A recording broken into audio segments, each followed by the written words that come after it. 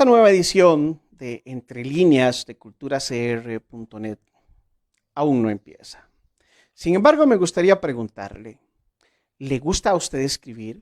¿Conoce a alguien que le fascina la lectura y que le fascina la escritura, que le gusta hacer poemas, cuentos, que le gustaría escribir una novela, publicar un libro, pero que necesita guía y orientación, que necesita saber cuáles son sus talentos y capacidades reales? En un curso, taller, serio, que le diga cuáles son sus errores para corregirlos, pero que también se trabaje de manera distendida, sin mucho estrés, sin cortisol. Es decir, disfrutando el proceso, la labor de la escritura. Bueno, ustedes saben que en culturacr.net, este servidor, de Brujo Jiménez, dirige un taller, un curso, taller de escritura creativa que tiene básicamente 3 cursos.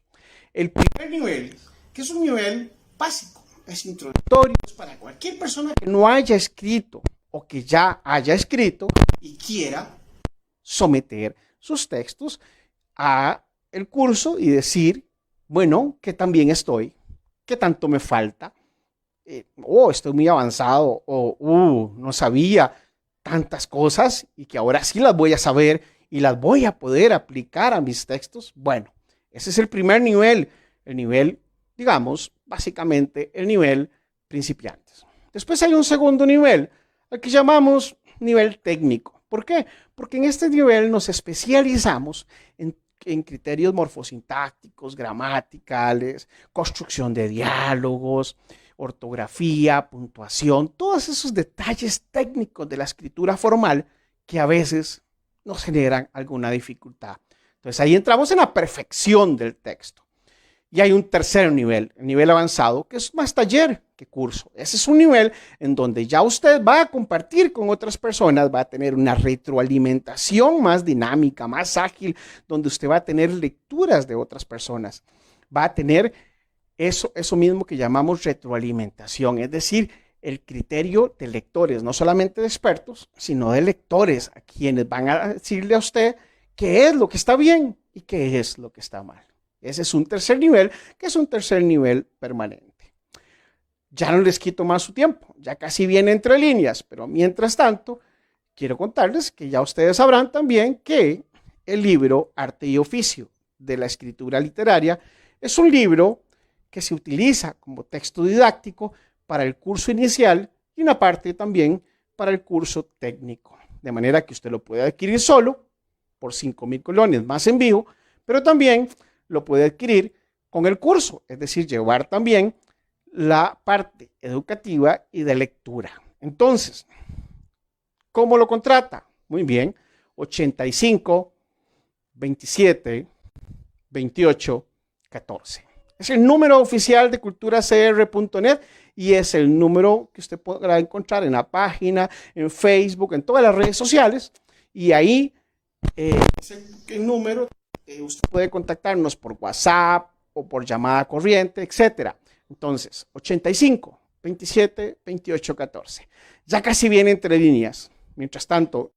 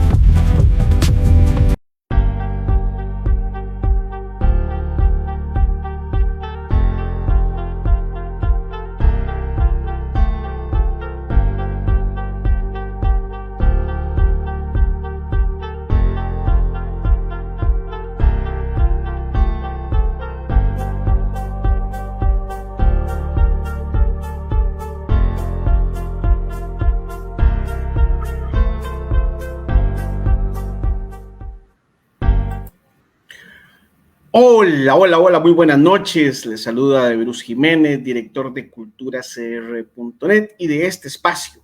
Este es un espacio de discusión, de tertulia, de conversación. También es un espacio para entrevistas que denominamos Entre Líneas, lectura política con voz propia.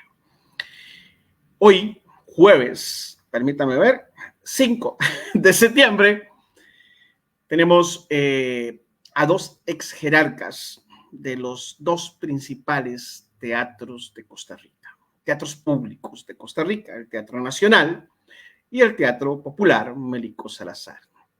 Con ellos vamos a conversar sobre un tema que ha estado en redes sociales y que ha generado bastante molestia en el sector cultural de Costa Rica. El tema primero de que hayan quitado el logo del Teatro Nacional del perfil de WhatsApp, de Facebook, perdón, de redes sociales en general, pero que además ha sido una directriz que se ha aplicado también a todas las demás instituciones adscritas, es decir, también el Teatro Popular Melico Salazar y las demás instituciones que pertenecen al Ministerio de Cultura y Juventud. Hoy tenemos a Karina Salguero, ella es la exdirectora del Teatro Nacional, quien renunció hace unos días, así que es muy fresquito lo que sucede y precisamente renunció en el marco de la molestia popular del pueblo, del sector cultura, por el asunto del Teatro Nacional. Bienvenida, Karina Salguero, muchísimas gracias por aceptar la invitación aquí a Entre Líneas. Muchas gracias, Giovanni. Encantada de estar acá. Antes de saber que la protesta en el perfil del Teatro Nacional aún subsiste. Después de, ¿qué? 12 días más o menos, desde que el día que renunció Karina, hasta el día de hoy la gente sigue poniendo en los comentarios del Teatro Nacional todos los días, y yo digo que son cientos de personas, pero si somos austeros, tal vez podríamos decir decenas de personas. El punto es que la protesta no fue de 3 días, ¿verdad? Es decir, ha habido permanencia, la gente realmente está molesta porque considera que hay una afectación con el tema de la identidad de la institución, de su historia, porque es un logo legendario, ¿verdad? Entonces, ahorita vamos a conversar sobre este asunto. Pero antes vamos a presentar a alguien que está aquí viendo para el cielo. No, mentira. Fernando Rodríguez, quien es la segunda oportunidad que está con nosotros aquí en este espacio de Entre Líneas. Don Fernando Rodríguez es exdirector del Melico, pero sí ya salió del Melico ya hace un par de años, ¿verdad? Don Fernando, bienvenido. Muchas gracias, gracias por la invitación. Viendo para el ciprés, no para el cielo. Últimamente nos quedamos viendo para el ciprés así como un poco adormecidos y nos preguntamos qué está pasando. ¿Es real? ¿Es surreal? ¿Estamos en una dimensión paralela, en un mundo paralelo? Y ustedes sabrán a qué me refiero.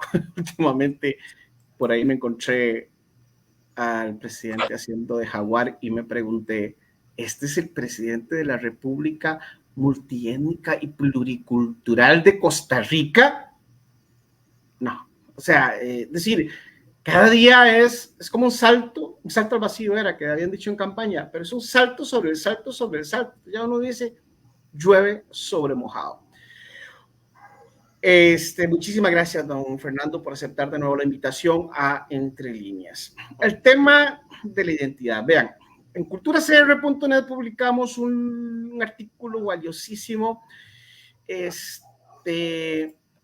Qué pena que no tengo el título, me acaba de dar un desfase. Bueno, ahorita les traigo la nota. Precisamente en el que una persona muy calificada, ¿verdad? Porque además es premio Francisco Amiguetti de Artes Visuales, fue graduada con honores de la Universidad de Costa Rica, plantea que el tema del logo, de quitar el logo del perfil del Teatro Nacional no es un asunto menor, no es solamente, como dijo el ministro, no sé qué es lo que tienen con el logo, no sé por qué le dan tanta importancia al logo, tratando de disminuir algo que sí tiene que ver con las identidades, con la identidad de las instituciones, con la diversidad y las diferentes identidades que existen. Yo quisiera que escucháramos a Karina de entrada. Karina, díganos sin miedo. A ver, la gente planteaba que usted había renunciado por esa decisión. Usted dijo en otro medio de comunicación que había sido en realidad porque adelantaba que podría haber desacuerdos de fondo muy o sustanciales, algo así creo que fue lo que usted dijo en La Nación. Tal vez si usted nos explica con sus propias palabras en este momento, qué fue lo que usted en aquel momento dijo, y qué es lo que ahora nos dice sobre su salida del Teatro Nacional. Bueno, muchas gracias, Giovanni. Es muy reciente mi salida del Teatro Nacional y no ha cambiado en absoluto mi posición. Quizá lo que ha evidenciado un poco personalmente es que son decisiones muy difíciles. Yo me comprometo profundamente con mi trabajo. Así ha sido, pero no soy diferente de todas las personas, ¿verdad? Pero especialmente cuando se trata de instituciones que generan valor público, todavía es más fuerte, uno se siente muy comprometido. Yo creo que una situación que, esto no es eliminarle el mérito, pero una situación que se pudo haber solucionado de una manera muy sencilla, porque en comunicación también las cosas son muy sencillas. O sea, si el mensaje no se recibió bien, el problema no es de quién lo recibe, es que quizá había que hacer una sensibilización, había que hacer algo diferente o no hacerlo. Y creo también que uno con mucha honestidad puede echar para atrás y puede decir, bueno, sí, en ese momento pues consideramos que era lo más importante, sin embargo, nosotros nos debemos a la sociedad civil. Entonces, y la sociedad no está reaccionando positivamente con este mensaje. Entonces, ¿qué se hace? Se establece un diálogo, se coordinan cosas, incluso se puede echar para atrás una decisión tomada de una manera tardía. El tema de cambiar un perfil es pues hacer una imagen corporativa para el gobierno es algo que se hace cada 4 años y todas las instituciones cambian su papelería y ponen la imagen que decida la administración que entra, y así así ha sido siempre. Se hace al inicio de una administración. Si bien aquí hubo un decreto del año pasado en el que se pedía y se lo solicitaba a todas las instituciones cambiarlo, en el caso del Ministerio de Cultura fue la excepción, no se hizo. Entonces, hacerlo ahora cuando es prácticamente el ocaso de la administración, cuando ya no hay mucho tiempo y cuando hay un alto componente político en la narrativa nacional, hay posiciones, está por iniciar una campaña, imponer una imagen que ya no refleja lo que vamos a hacer, sino lo que ya está hecho, no se toma bien, pero especialmente en este caso, yo creo que vamos a hablar más adelante de esto, yo puedo profundizar más. En este caso, una decisión así que se podía revertir perfectamente, que se podía dar otorgar la voz a las personas que no se sintieron bien, si no se puede resolver algo tan pequeño, imagínese cómo va a ser el resto. O sea, y además, cómo, como directora de una institución, cómo me iba a enterar de cuáles iban a ser las próximas estrategias e iniciativas si esta particularmente vino comunicada por la oficina de prensa directamente a la comunicadora del teatro y no pasó por la dirección. Entonces, ¿cuándo vamos a conversar los cambios? ¿Cuándo vamos a presentarlos? Entonces sí fue la razón, sí fue el motivo. No fue por eso te digo, o sea, el tema del logo se podía solucionar. Lo que pasa es que el planteamiento hacia adelante si no conocí esto, no voy a conocer el resto. Entonces, yo anticipo que no, que ese no va a ser el diálogo en el que yo voy a participar. Yo no voy a participar cuando una decisión no obedece a la sociedad civil y no le agrada y no le gusta. No, simple y sencillamente nos debemos a ellos. Yo estoy con ellos y me pasé a esa acera. Muy bien, excelente. Me encanta ese criterio. Un saludo para Edith Solís, que está por ahí, el músico costarricense, ¿verdad, Editus? Un saludo también para Cabeto López, que nos dejaron sus mensajes. Recuerden que pueden escribir comentarios por ahí y los ponemos en pantalla. Pero Verónica Vado, otro saludo también cordial para otra amiga que también ha estado por acá. Entre líneas siempre conversamos sobre cultura, sobre política, sobre muchos temas. Aquí hemos entrado a múltiples temas. Amanda Quesada, saludos. Muy bien, don Fernando Rodríguez. Araya. Araya. ¿Cómo es eso de que las instituciones adscritas al Ministerio de Cultura y Juventud son principados? ¿Es cierto? No, jamás, no deberían serlo. Karina, que además es un gusto volver a compartir con Karina después de tantos meses, años. Siempre es un placer, Karina. Un abrazo a la distancia. Como bien lo dice Karina, en todas las administraciones hay un logo, un lema, ¿verdad? Y hay un cintillo especial, pero los logos de cada una de las instituciones están a la par. En el caso, por ejemplo, nuestro, del Melico, bueno, nuestro, sigo sintiéndome parte de, pero bueno, cuando estábamos ahí, ese cintillo además se le adicionaba, si era la papelería de la Compañía Nacional de Teatro, pues el logo del gobierno, el logo del Ministerio de Cultura, el logo del Melico y el logo de la Compañía de Teatro. Un cintillo ahí bastante largo, pero bueno, es representativo de esa diversidad que valga la redundancia, representamos, ¿verdad? Era una muestra. No pueden ser principados, no pueden ser jamás, obedecen a la voluntad de alguien supremo, porque también Karina acaba de decir algo importante que siempre lo recordábamos y que ahora parece que se ha olvidado mucho, y es que somos servidores públicos, funcionarios públicos, y de verdad que no llegamos para servirnos. Eso a veces de verdad se olvida. Hay instituciones, no estoy hablando de cultura, hay instituciones que tienen mucha plata, cultura no es el caso, pero hay instituciones en general, a veces del gobierno, que tienen mucha plata y qué sé yo, cambian carros, tienen algunos beneficios que hace que los funcionarios que llegan ahí se les olvide que son funcionarios públicos. Y bueno, y andan por la administración pública a veces sirviéndose de todo ese tipo de cosas. Y no, o sea, la plata no es nuestra, las instituciones no son nuestras. Yo cuando también llegué al Melico había una funcionaria X que me decía, ¿por qué usted siempre jala el mal augurio? Usted siempre está diciendo que está de paso. No, usted es que se le va a cumplir. No, es que yo estoy de paso. Es que los funcionarios estamos de paso. No solo yo, ustedes también.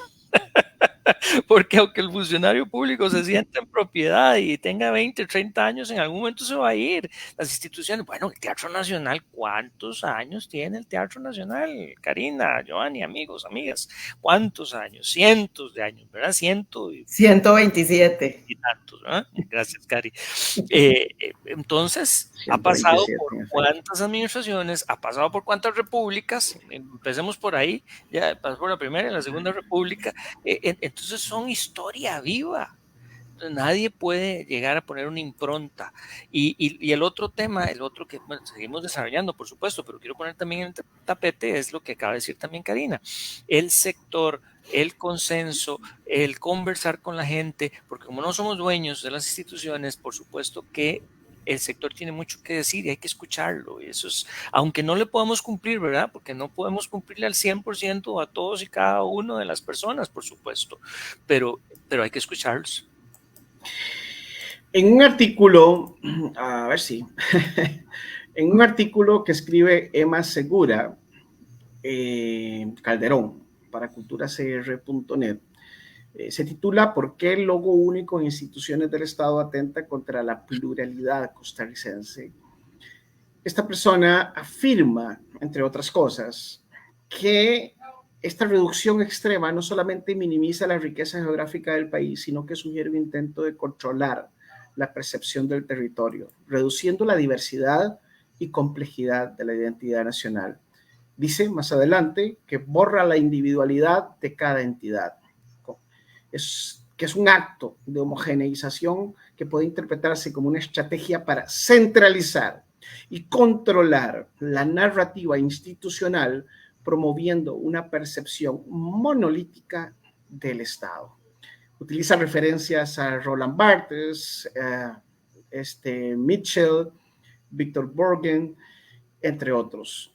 Y además, como conclusión, dice que, a ver, se me perdió, por aquí está.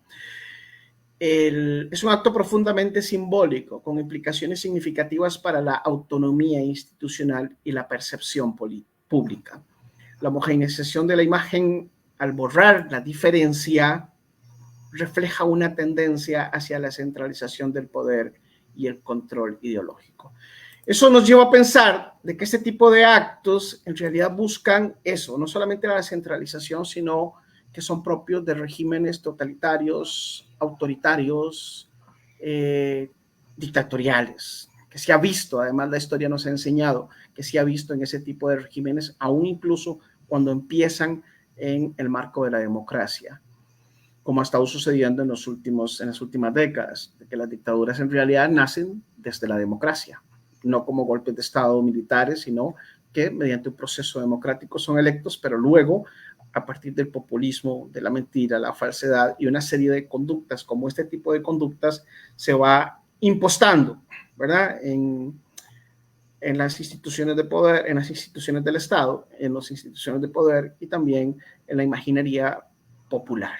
Karina, ¿usted sintió eso cuando usted vio esa directriz que pasó por encima de usted? Porque eso es lo que yo entiendo que usted nos dijo hace un ratito, es decir, se dijo, hágase esto, ¿verdad? Del Departamento de Prensa del Ministerio de Cultura, y ni siquiera se le consultó. Y igual me imagino que se hizo con todos los demás, con los community managers. Hay una actitud ahí del ministro Jorge Rodríguez Vives, que viene de ser ministro de comunicación, jefe de protocolo, con un margen de maniobra muy amplio, tiene poder con el presidente de la República. Mira, yo creo que esa reflexión que está, ¿verdad?, que escribe en ese artículo, la autora es totalmente relevante. Yo pienso también que además se ha construido una serie de textos que permanecen, que además no disminuyen. Esto no desapareció. En algún momento a mí me decían que esto es un tema que ahorita se muere porque la memoria es muy corta, la memoria colectiva. Eso no es así, no es así porque nos duele profundamente un cambio. Y si bien el logo centenario del Teatro Nacional permanece y probablemente cambia la administración y lo vuelven a poner en el perfil y demás, es el no escuchar el problema. Porque si se están manifestando muchísimas voces, si se está generando una percepción como la suscrita por la escritora, ¿por qué no salir con el fondo de todo esto? Un fondo para una buena explicación para todo esto a poco tiempo de salir de la administración. Es muy difícil de hacer porque no estuvo presente durante los 2 años iniciales. Es muy repentina. Entonces, por supuesto que genera un disgusto. Aparte que hay un componente muy importante, y es que si vemos la directriz, que yo finalmente la pude ver una vez que ya habían implementado el cambio, las instituciones como el Teatro Nacional y algunas otras instituciones dentro del Estado, incluso algunas autónomas, están en competencia, son empresas en competencia, tienen una operación de, en el teatro se venden boletos para los espectáculos, se venden boletos también para hacer los tours y todo eso. Entonces, entra dentro del ámbito de la competencia. La identidad, cuando hay especialmente una actividad comercial, el interlocutor está hablando con ese perfil que es del Teatro Nacional, no está hablando con un isotipo nacional. Entonces, ¿cómo servimos nosotros o cómo damos una explicación? Entonces, sí, esa reflexión y muchas de las reflexiones que se han hecho son sumamente reveladoras. Sí. Para mí, lo más importante y tal vez mi primera impresión es por qué no conversamos todos. Si hay un equipo de directores, que tenemos algunos mucho tiempo, otros estamos más nuevos, pero tenemos el llamado a cuidar las instituciones, podemos ser unos excelentes consejeros. Somos consejeros, tenemos una responsabilidad con eso. Entonces, ¿por qué no buscar una forma de ejecutar los proyectos en los que podamos entender y quizá recomendar no hacer las cosas? Eso, lamentablemente, no se dio y me parece que detona ¿verdad? Un estilo que no es el estilo con el que yo pues he trabajado y creo que es el estilo que no podría seguir trabajando. Perdón, quizás porque no hay un para qué, ¿verdad? O sea, cuando eso no sucede es porque no hay un para qué. Entonces, ¿verdad? Y el para qué es muy importante. Es O sea, a significativo, mí, por sin duda. ejemplo, Giovanni, y no quiero capitalizar la conversación ni nada de ninguna manera, pero lo que quiero decirte es, yo me enteré que había una percepción de las instituciones como principados por una entrevista en Amelia Rueda. Y no pude entender, no entendí porque nunca en ningún contexto se había presentado a las instituciones en esa categoría. Son instituciones públicas. Es que el exministro de Comunicación lo que menos hizo cuando entró al Ministerio de Cultura fue tener comunicación, según parece. Porque de hecho lo de los principados también lo reitera cuando hace la presentación luego de los nuevos jerarcas. Sí, correcto. Y es posicionar una idea ¿verdad? En ese contexto que no terminamos de entender. Tal vez, al menos yo no lo entiendo, porque además el problema de todo esto es lo vacío del discurso. Porque no hay como dice bien Fernando, no hay una explicación. Entonces, ¿qué hay que hacer para que todas las personas entiendan que hay un solo Estado y que hay un solo Ministerio de Cultura? ¿Y para qué es necesario saber eso? O sea, ¿por qué? Yo hubiera querido una buena explicación de qué es lo importante, qué es lo relevante, si todos sabemos que hay un teatro nacional que nace mucho antes, incluso del Ministerio de Cultura y Juventud, ¿verdad? Que es el más joven. ¿Por qué es necesario esa unificación conceptualmente? Yo quisiera una explicación como proyecto, no importa que sea político, o si es un proyecto estratégico o lo que sea, no lo he terminado de entender y creo que no lo voy a entender. Quizás porque no existe, ¿no? Hay además, perdón, hay además una percepción que es correcta, en que el ministerio es muy disperso, es decir, que tiene 14 órganos desconcentrados, sí. Exacto, desconcentrados y tal. Entonces, por ahí puede ser que haya un intento de generar una centralización que no es necesaria, porque insistimos, como lo insistimos con la ley de fortalecimiento, modernización y fortalecimiento, que no era ni modernización ni fortalecimiento, era retroceso y debilitamiento del Ministerio de Cultura, en realidad lo que hay que hacer es generar estrategias para que estas instituciones articulen y cumplan el objetivo general del ministerio. Pero es que aquí no se ve ni ese objetivo general, ni qué es lo que cuál es el derrotero, qué es lo que marca, cuáles son las estrategias del Ministerio de Cultura en la administración actual, ni cuál es la función de cada una de esas diversidades en el marco o en función de ese todo.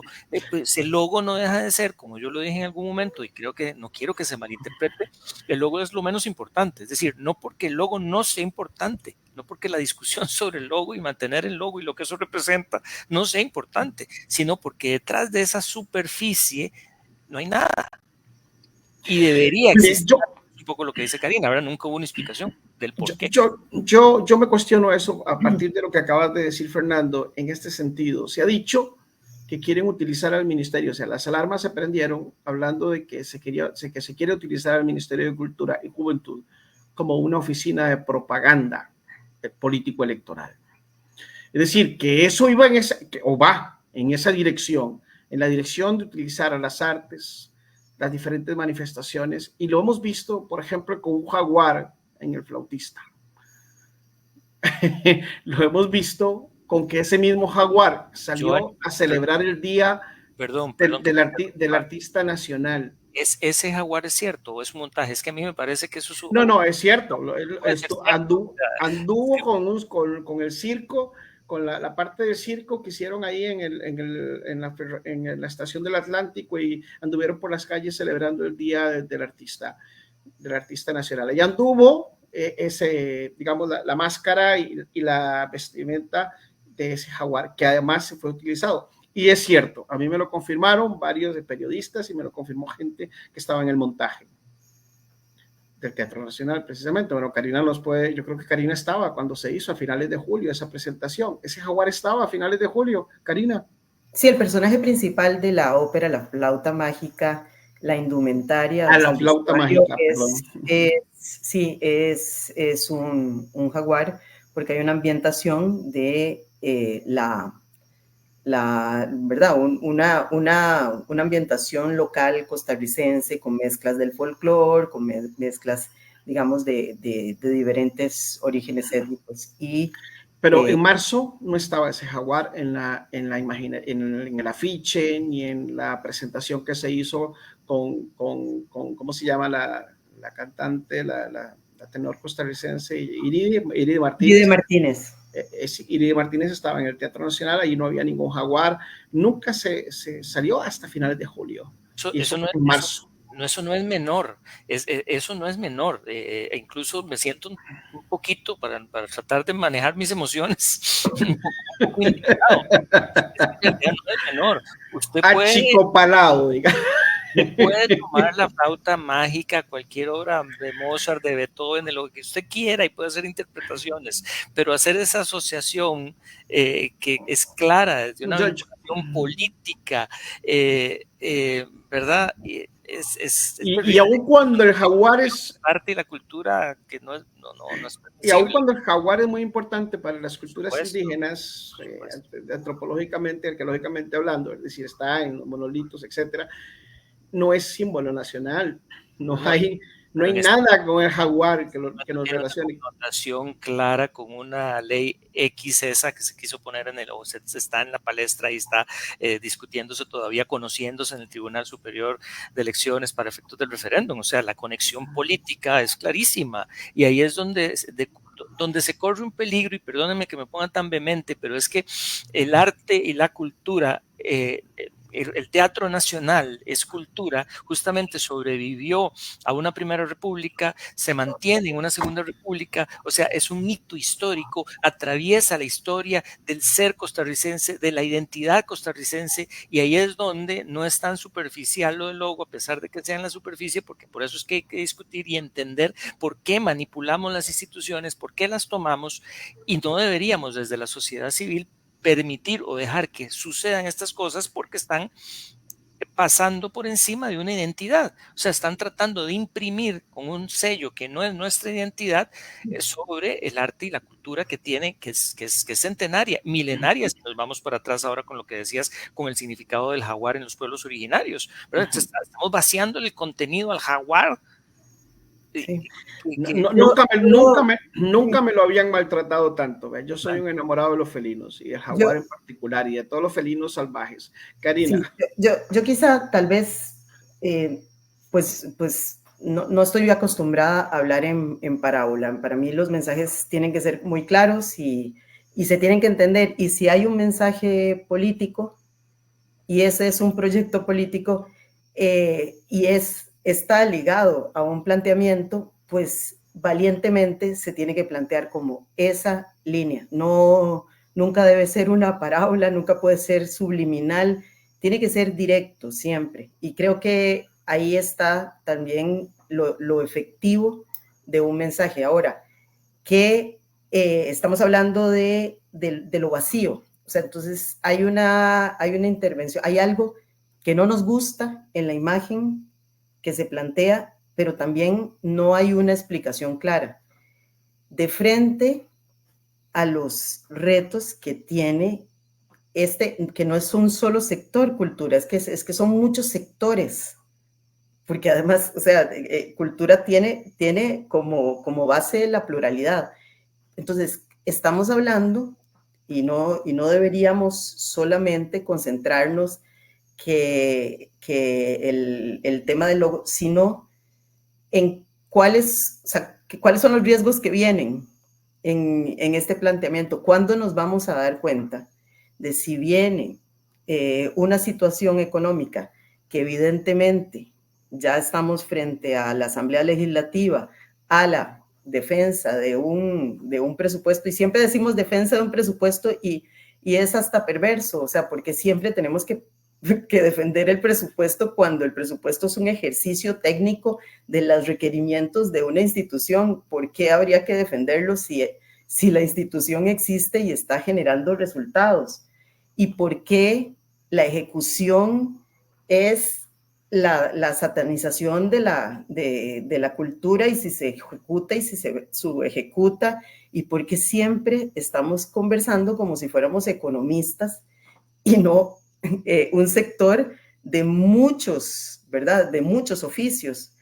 ¿Qué viene? Vamos a tener una discusión cercana. Si no pudimos discutir ni siquiera la imagen corporativa, vamos a poder discutir por qué sería importante que lo que se vaya a aprobar en la Asamblea sea un reflejo de un crecimiento del año entrante, cuando probablemente eso no se dé y sea precisamente en el seno de la Asamblea Legislativa los diputados y las diputadas los que finalmente tengan que defender lo que nosotros estamos también defendiendo. Entonces, ¿quién es el que no nos está defendiendo? ¿Verdad? ¿Quién es el que recorta? Hacienda. El Ministerio de Hacienda. Voy un momentito ahí porque quiero intervenir para saludar a todas las personas que están dejando comentarios. Laura Molina dice, imponiendo símbolos autoritarios de concentración de poder para disimular el vacío en el contenido de las políticas culturales. Pero todo es conscientemente manipulado. Arnaldo Moya Gutiérrez, el jaguar lleva el signo de la improvisación de la administración Chávez. Él también... Evelyn Ugalde habla de que cultura tiene como base la pluralidad. Eso es un mensaje para Karina. Bueno, lo dijo Karina Salguero, lo puso entre comillas en la escritora. Los escritores ponemos entre comillado cuando lo dice otra persona. Verónica Vado, el asunto creo que nuestro sector va más allá de la aceptación y analiza cada cosa. Por nuestra formación profesional somos formados para aprender a leer la imagen, el sonido, el lenguaje verbal y no verbal y muchas cosas más, sin duda. Ernesto Pérez, hay una particularidad en las diferentes lógicas existentes alrededor de la creación de las diferentes adscritas. Definitivamente hay intención de encasillar, por lo menos a nivel de marca, todo lo que engloba un ministerio tan grande. Don Gerardo Bejarano, un saludo para el maestro Gerardo Bejarano. Hace rato que no lo veo, compartimos mucho hace muchos años. Agradecido por traer a discusión tan valiosos temas, eliminar identidades e imponer un pensar, un accionar por la vía del dominio. Ese es el peligro. Hugo Pineda, otro exfuncionario del Ministerio de Cultura, coincido en lo vacío del discurso. Ello tiene sus raíces en un desdibujamiento intencional del Estado y sus instituciones, a partir de una falta de proyecto político de desarrollo social. Evelyn también había dicho y dijo el ministro que era un único ministerio. Sí, ya se refirió Karina precisamente a eso, que si se quería hacer un único ministerio, pues se pudo haber justificado, se pudo haber trabajado con un proceso, digamos, diferente. Y por eso todos los principados debían estar bajo un mismo logo. Ok, pero entonces, ¿por qué usar el logo de presidencia? Si eso hubiera sido así, se usaría el del Ministerio de Cultura. Yo coincido con Evelyn en esa apreciación, porque además yo entendí que el decreto original había planteado que eran los ministerios y las instituciones autónomas, pero las adscritas de cada ministerio, o sea, el SENASA, es decir, ¿cuántas instituciones hay en este estado? Ahí es donde el logo, en esos cientos de instituciones que tiene el estado costarricense, en todos los temas, se convierte en propaganda política. Sí, ver ese logo en todas las instituciones, o sea, como las adscritas de cultura, se convierte en propaganda política. La imagen institucional es más que un logo, es un reflejo de nuestra identidad de conexión con su historia. ¿Cómo podemos evitar que un cambio en ella no se sienta como una pérdida de identidad en lugar de una renovación? Verónica Abado. ¿Existirá una ruta de cultura? No, si es como la educación, mejor que no exista. Volvemos con los invitados de hoy. Tenemos a Karina Carquero, exdirectora del Teatro Nacional, y a don Fernando Rodríguez, exdirector del Melico Salazar. ¡Ay, qué jodido! A ver, si ustedes se quieren referir a los comentarios, alguno que le hiciera o le llamara la atención. Gracias. Karina. Sí. Por favor, Karina. Bueno, es que creo que en estos sectores a veces nos cuesta tener consensos. Es extraordinario que hay un consenso en que esta decisión es una decisión equivocada, que se trata de disminuir porque no es solamente un perfil en Facebook o solamente, es solamente una figura, o todas las administraciones lo hacen. El momento, para mí, el momento no es el oportuno, está a la salida de una administración. Si no se hizo al inicio, ahora, ¿cuál es el planteamiento? O sea, es recoger todos los frutos y ahora entender que hay un solo isotipo que dibuja toda la escena del Estado, pero ¿por qué ahora? Yo pienso que especialmente en el caso de una institución como el Teatro Nacional, y voy a hablar particularmente de esta, sin embargo, apela a todas las demás, que no había nunca un cuestionamiento de este emblema que se convirtió en dibujo, que pasó a ser algo que reconocemos y que además es parte de un símbolo, de un monumento histórico. ¿Por qué desaparecerlo si lo que genera es desacuerdo? Cuando el acuerdo es, mantengámoslo así, es que es una petición muy sencilla. Lo que se está haciendo desde el sector es restablecer esa imagen y entender muy bien cuál es el objetivo, cuál es el camino que va a seguir el sector cultura, cuál va a ser la posición frente a las decisiones que vienen en los próximos años, porque las decisiones que se tomen en los próximos años afectan 10 años en adelante. Entonces, en algo en que estamos de acuerdo todos, ¿por qué no se puede echar para atrás? Es un acto absoluto de humildad. Y creo que se lo gana la sociedad por los comentarios que están haciendo. Es muy sencillo. Y además es un reconocimiento a la defensa de esa pluralidad cultural y que está en la Constitución política. Es que hay un montón de cosas de cultura que están en la Constitución política y parece que ese librito no se lo leyeron ni siquiera pidieron el resumen para pasar el examen. Es que no se han leído la Constitución política. El Estado vela por la preparación técnica y cultural de la población. Y en general con estas cosas no estamos propiciando la formación cultural, estamos metiéndonos en un berenjenal con un logo además, que además es un logo feo, dicho sea de paso, que como leí por ahí que don Luis Guillermo Solís lo puso, obvia la existencia de la Isla del Coco, o sea, hasta impreciso es. Entonces, Correcto. caramba, por todo lado hay desaciertos. Y entonces vuelvo a lo mismo, no se me malinterprete, no es que no es importante, pero no es más importante dónde están las políticas culturales. No es más importante la política de derechos culturales que venció el año pasado y que no se ha renovado. No es más importante la estrategia. Es decir, por supuesto que este lío con el logo nos refleja una vez más el vacío de contenido que existe, que desde esa superficie para abajo, o sea, ahí no es la punta del iceberg, es que para allá para abajo no hay nada. Y ese es el verdadero peligro. Y por eso es que es tan fácil, ahora que hablábamos del jaguar, por eso es que es relativamente fácil tratar de impregnar con otros símbolos, matar símbolos, impregnándolo con otros símbolos, y el peligro que se corre es que si no tenemos toda esa fuerza, si desde el sector no tenemos todo ese fondo, esa necesidad o esa lucha por generar estrategias, por solicitar que exista una ruta de la cultura, si se le puede llamar ruta de la cultura, pero bueno, estrategias a corto, mediano y largo plazo para lo que queremos en cultura.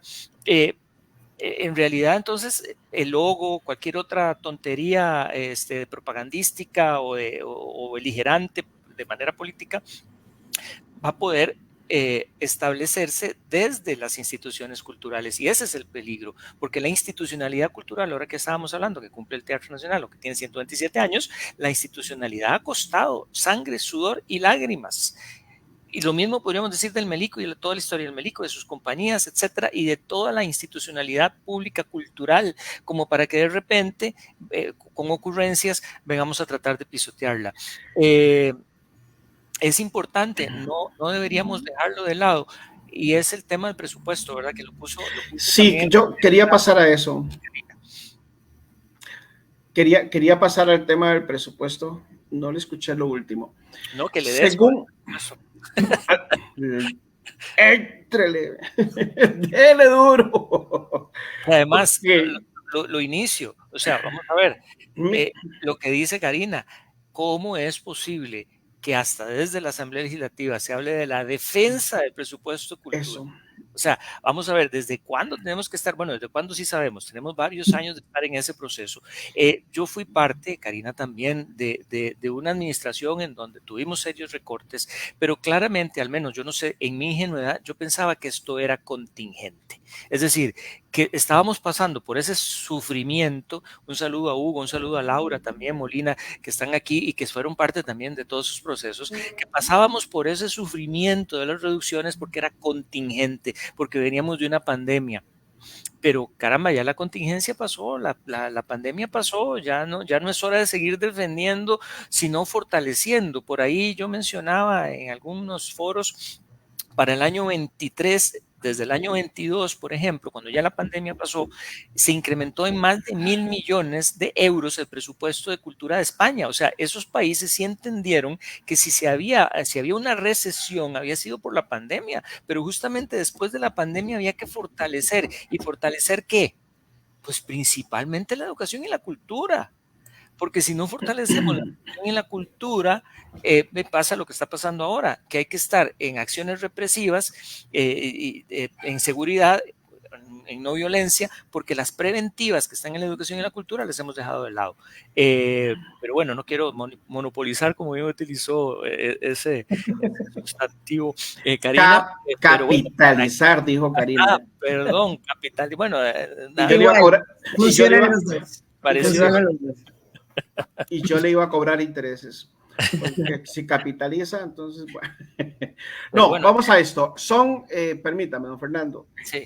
Según los datos del movimiento por la cultura, o movimiento sector cultura, creo que se llama, es un 5% de rebajo al Ministerio de Cultura, al sector perdón, al sector cultural en el presupuesto. Son aproximadamente 1.433 millones de colones. De hecho, todo el presupuesto, ustedes sabrán, ¿verdad?, del gobierno se reduce en 244.000 millones de colones. Para tener claro eso, más o menos el rebajo, es decir, el rebajo de gobierno a los presupuestos, que normalmente en este caso son más en educación, por ejemplo, que es muy fuerte, es de 19.000 millones de colones. Eso es como decir 5 presupuestos del Ministerio de Cultura. 244.000 millones, más o menos son como un poco más, por ahí 5 presupuestos del Ministerio de Cultura. Y al Ministerio de Cultura se le rebajan aproximadamente 1.5, es decir, 1.433 millones.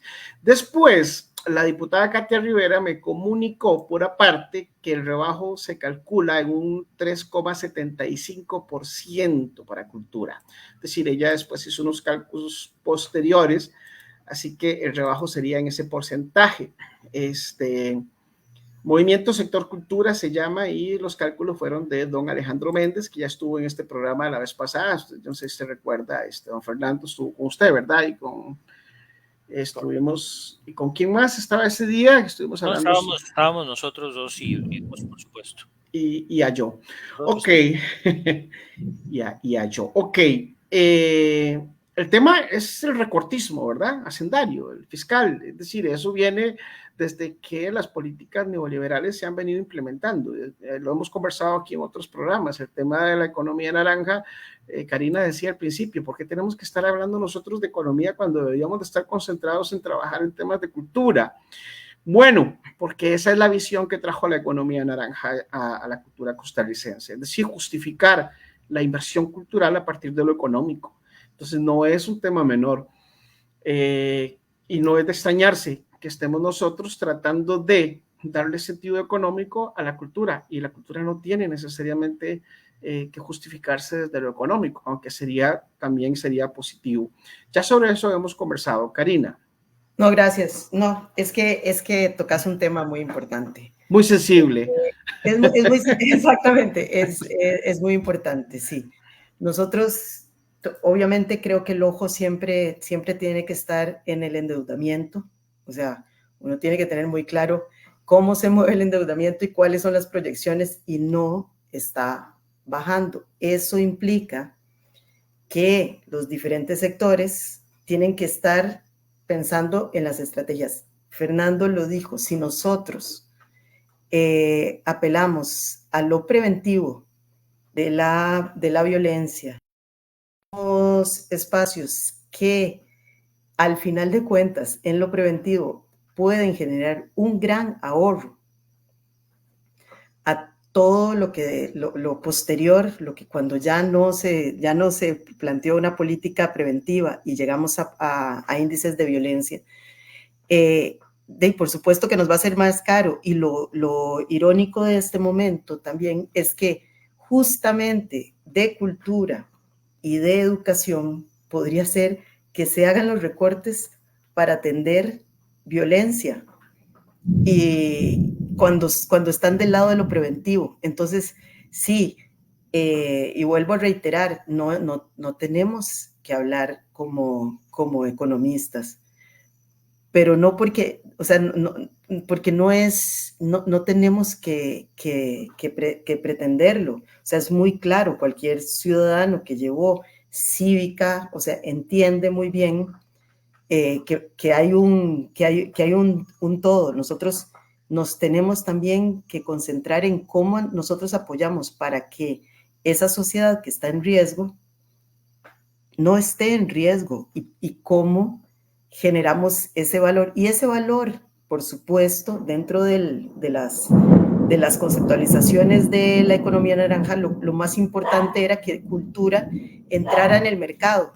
El mercado es una gran conversación, es que cultura tuviera una voz en esa conversación, pero no del lado de cuánto ejecuta, cuánto menos, por qué no hizo. No, es el valor que genera, es diferente. Casi le cae el rayo encima, Karina, ¿verdad? Sí. Yo vivo muy lejos en el... Tú, bravo, ¿no, Fernando? Sí, ahí es importante que dicha que Karina lo está mencionando porque quería hacer dos precisiones. Una de ellas es esa. Tendemos a confundir la economía naranja con cultura. Son dos cosas distintas. Es decir, la economía naranja es una forma, es un valor dentro de una cadena de valor que puede haber incluso encadenamientos productivos que puede generar una actividad artística o cultural. El problema es que dentro del discurso se ha ido confundiendo y se entiende como una economización o una mercantilización de la cultura, lo cual no es cierto o no debería serlo. Cuando existe esa confusión es cuando entramos en inconvenientes. Cualquier ciudadano de las repúblicas tiene la libertad de hacerse una venta de empanadas. Si lo que sabe es hacer una empanada y tiene todo, va a tener todo el mecanismo estatal para que le ayude con una microempresa para hacerse la venta de empanadas. Si soy artista y si considero que puedo, en lugar de hacer una venta de empanadas, generar talleres de escritura dramática, por decir algo, puedo generar mi microempresa para poder vender eso. Y eso no tiene nada que ver con restringir mi capacidad también artística o prohibir o cancelar las ayudas que el Estado o el soporte que el Estado le debe dar a la cultura. Hay un error, es un error tan conceptual que en algún momento también se le determinó al Ministerio de Cultura el liderazgo en la economía naranja. No debería tenerlo, el liderazgo lo debe tener o todo lo que es la economía naranja tiene que estar en el Ministerio de Economía, y la especificidad a nivel técnico y de capacitación para efectos de todos estos emprendedores que quieran irse al lado del arte y la cultura, sí debería encargarse el Ministerio de Cultura como se encarga con asociaciones culturales, con comunidades, etcétera, dentro de su misma forma. No debería variar su forma ni su apoyo al crecimiento de la cultura o de las expresiones creativas y culturales, que es a lo que se determina cultura. Y el otro tema es que también sería muy importante hablar no tanto de la reducción, ¿verdad? Esta defensa sobre la reducción, sino sobre a dónde debería llegar el presupuesto de cultura. Es decir, cuánto representa finalmente del presupuesto del Estado el presupuesto de cultura. Hemos estado en un 0,40, en un 0,42, en un 0,37. Nunca hemos llegado en los últimos años ni siquiera a un 0,5 del presupuesto. Y en algún momento de su historia, Costa Rica llegó al 1% de inversión en cultura. Y esa es la discusión vital. Y dentro de esa discusión vital, entre no si recortamos o no recortamos, sino cómo llegamos a aumentar o a llevar el presupuesto de cultura a los niveles históricos que en algún momento tuvimos. Y ahí es donde todas una serie de acciones preventivas con centros cívicos por la paz, de la no violencia, de promoción de la lectura, de la programación de los espacios, un montón, infinidad de actividades que pueden enmarcarse dentro de una estrategia para poder llegar a ese presupuesto. El presupuesto de cultura, usted acaba de plantear una cosa interesante, porque se dice que es con respecto al PIB, pero ha habido confusión en el pasado si es el 1% con respecto al total del presupuesto del Estado de Costa Rica, es decir, el presupuesto del Ejecutivo. Entonces, habría que ver si en el pasado hubo un 1% con respecto al PIB o al total del presupuesto. ¿Por qué? Ciertamente cultura junto con el Ministerio de Agricultura y Ganadería en otros gobiernos han sido como las cenicientas de los presupuestos, es decir, el presupuesto del Ministerio de Cultura es mínimo con respecto a todos los demás, o sea, el MINAE y el MAC creo que son los que andan parecidos casi siempre con el presupuesto de cultura, según lo que hemos podido dar seguimiento. Yo tengo unas preguntitas para ir terminando porque ya estamos sobre la hora. Brevísimamente sobre el tema del presupuesto. Quisiera agregar y hacer énfasis en esto. Ustedes han dicho, el ministerio, es decir, hoy los diputados son los que tienen que hacer, algunos diputados tienen que hacer la defensa del presupuesto de cultura. Curiosamente, en los últimos gobiernos ha habido diputados muy conscientes o ligados a la cultura. Por ejemplo, ahora tenemos a la fracción del Frente Amplio, que siempre ha estado muy, muy anuente a apoyar cultura. La vez pasada con Villalta se hicieron después ahora tenemos a Katia Rivera, por ejemplo, en el PLN, que se ha emponchado, ¿verdad?, para la defensa del presupuesto de cultura y también en el tema de educación. Y yo quisiera que escucháramos esto porque, bueno, no, yo creo que ya es irrelevante por todo lo que había dicho Fernando. Era un video que tenía preparado, pero Fernando ya lo dijo todo. Entonces, Perdóname, no, perdón. tranquilo, era un video tuyo, pero bueno, ya Carajo, no sé, ya lo dije. ya lo dijo, entonces, ¿para qué voy a poner el video? Entonces, qué curioso, ¿verdad? Que no sean los ministros y las ministras quienes hagan la defensa de esos presupuestos. Es decir, decía, por ejemplo, yo no sé si fue Ariel Robles o Jonathan Acuña, que al principio de este gobierno, que era la primer ministra o ministro de Educación que él conocía, que en lugar de defender el presupuesto para educación, más bien defendía los recortes. Es decir, refiriéndose a Ana Catarina Müller. Müller. No, la referencia no es casual. Entonces, yo digo, qué interesante cómo cambian los tiempos, ¿verdad? El recortismo, este recortismo fiscalista también es propio de un pensamiento, de una economía neoliberal que considera la educación, la cultura, la salud, la vivienda, todo el sector social como sin importancia. Prescindible, sí, correcto. Prescindible, claro, para que todo lo demás pueda funcionar, entonces, para que no haya pobreza, tenemos que quitarle cultura y educación, pero como ustedes decían, en realidad la educación es la que previene que no haya pobreza o inseguridad. ¿Cómo cambiamos esos paradigmas en un tiempo, y así a manera de conclusión, cómo cambiamos esos pensamientos en un tiempo donde parece que otra vez vuelven los pensamientos, las ideologías digamos, neoliberales, entre comillas, ¿verdad? Liberales, del conservadurismo de derecha. Karina. Gracias. Bueno, es una lucha muy grande. Creo que de las cosas importantes que han sucedido ahora, y vuelvo al tema de la imagen del Teatro Nacional y esta discusión, es que lo que se puede leer es que sí hay una serie de personas que están comprometidas en revertir algunas de las decisiones. Por eso pienso que está muy bien que esto no sea tan efímero, que no tengamos una memoria corta, que las personas que tienen algo que decir, que lo continúen manifestando. No hay que cansarse en ese sentido.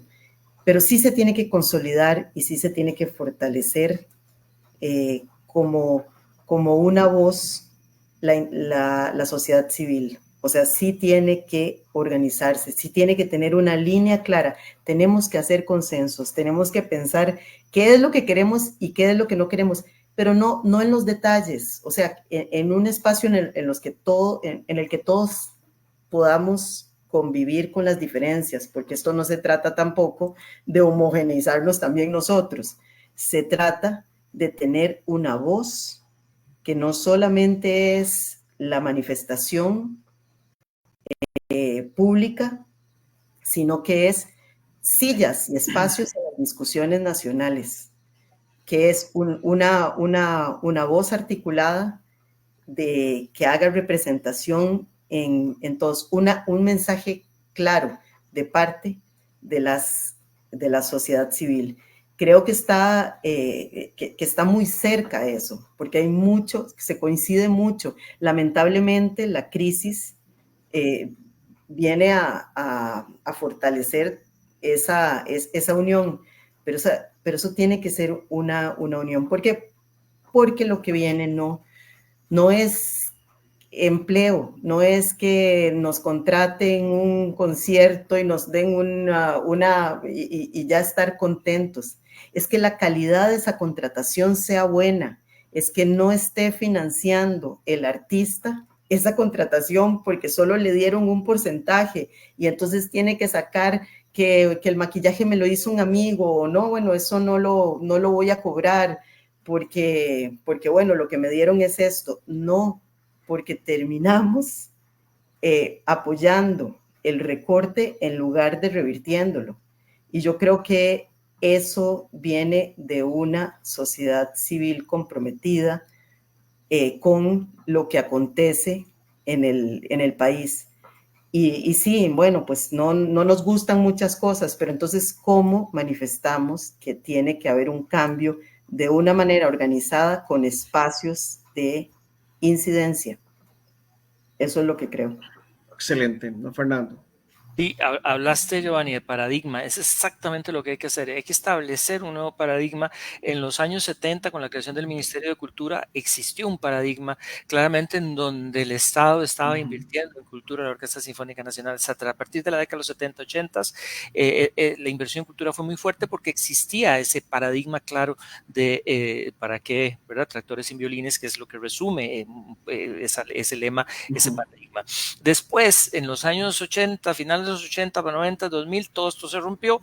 En nuestra identidad, en nuestra cultura, incluso el pacto del 48 se ha ido rompiendo. Ven el peligro que corre la caja y otras instituciones y otros logros de esas épocas. Y hay que establecer de nuevo el paradigma. Hay que establecer desde la sociedad civil, como bien lo dice Karina, la necesidad de la cultura como eje transversal de nuestras acciones y no como un sentido romántico, como el espectáculo, como que podemos, esta tontería de podemos pasar 2 años sin ir a Disney, como si el arte y la cultura fueran entretenimiento.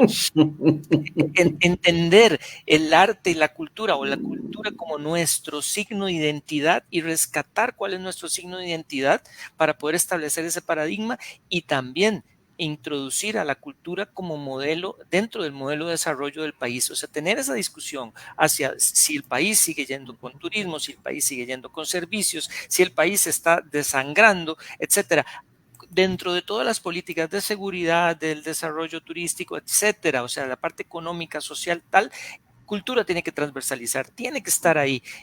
¿Por qué? Porque ese es el nuevo paradigma. Tenemos que establecer la cultura, la educación y la cultura, pero bueno, en este caso estamos hablando de la cultura como eje transversal para establecer acciones en todos esos ámbitos del desarrollo, de nuestro desarrollo social, ¿verdad? Y ahí vamos a establecer, pero nosotros, artistas, cultores, gestores culturales y nosotros sociedad civil, porque todos, incluso el que no se cree artista o no, o dice que no pinta, o dice que no canta, todos establecemos, hacemos cultura todos los días.